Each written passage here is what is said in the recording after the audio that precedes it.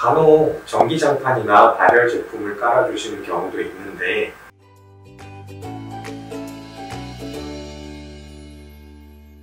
안녕하세요. 동물들의 건강하고 행복한 라이프 스토리 동튼TV 몽순아빠입니다. 오늘은 사계절 중에서 겨울철 동물에 대한 건강관리법에 대해서 함께 알아보도록 할게요. 춥고 건조한 겨울에는 따뜻한 실내와 추운 야외의 온도차로 인해 체온 조절이 어렵고 면역력이 떨어지기 쉽기 때문에 감기와 같은 잔병 치레를 하기가 쉽습니다. 그래서 겨울철 반려동물 건강관리에 더욱 신경 써줘야 하는 이유이기도 하죠. 개나 고양이의 경우에는 온몸이 털로 뒤덮여 있으니까 모두 다 추위에 강할 것이라고 생각하기 쉬운데요. 본래 추운 지방에서 생활하는 이중모로 덮여있는 일부 품종을 제외하고는 추위에 강하다고 하기는 어렵습니다.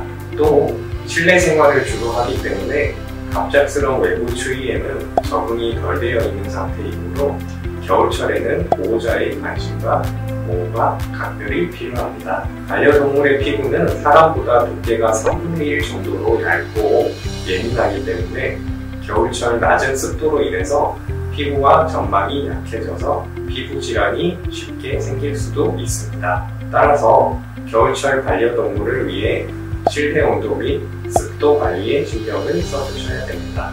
겨울철 집안 온도가 떨어질 때는 두툼한 담요나 옷을 입혀서 반려동물이 체온을 유지할 수 있도록 도와주셔야 됩니다.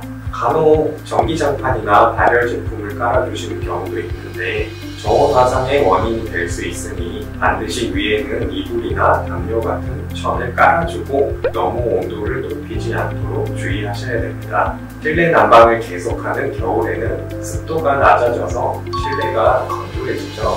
반려동물에게 적절한 습도는 50에서 60%로 이를 유지하기 위해서 젖은 수건을 걸어주거나 가습기를 틀어주는 등 습도 관리에 노력을 기울이셔야 됩니다. 건조한 환경은 각질이나 비 등 가려움증 등의 질환을 유발할 수 있습니다. 가려움이 느껴져서 심하게 긁는 경우에는 상처가 나거나 털이 빠지는 현상이 나타날 수도 있고 아토피나 피부병까지 동반할 수 있기에 주의해야 됩니다.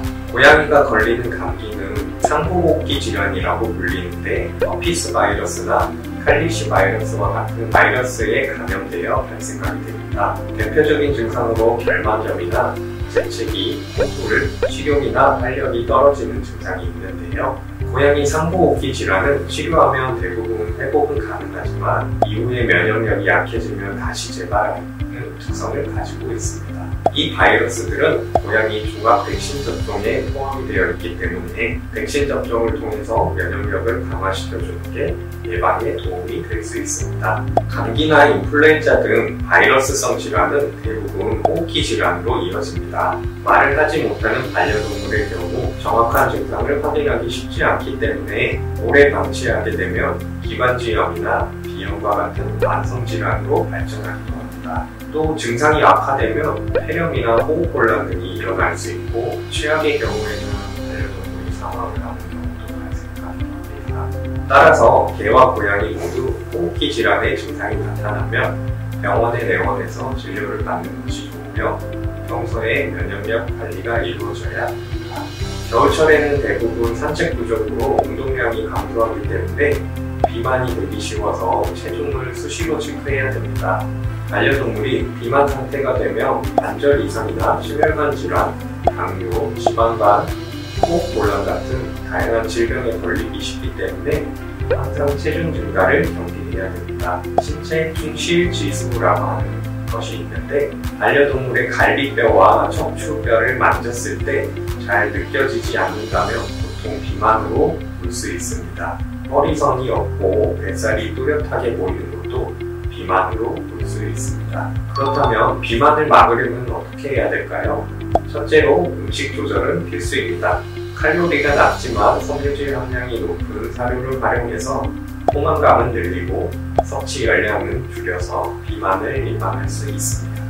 다만 급격한 섭취량 감소는 지방간이라고 하는 치명적인 질병에 걸릴 수 있으니 사료 급여량의 감량은 10% 미만으로 아주 서서히 줄여서 일주일에 체중이 1% 정도 줄어드는 감량을 목표로 하시면 됩니다. 둘째로 섭취한 열량을 모두 지방으로 저장하지 않게끔 운동으로 소모해주는 것도 중요한데요. 급격하고 과한 운동은 심장이나 관절에 무리가 갈 위험이 있으니 상태를 관찰하면서 운동량을 조절해야 됩니다. 고양이의 경우에는 대부분 야외에서 산책하는 것이 무리가 있는 경우가 많으므로 실내에서 놀이를 통한 활동량을 증가를 시켜줘야 됩니다. 식사 장소나 화장실의 위치 같은 것을 평소보다 멀리 두어서 기본적으로 움직임을 늘려주는 것이 도움이 됩니다.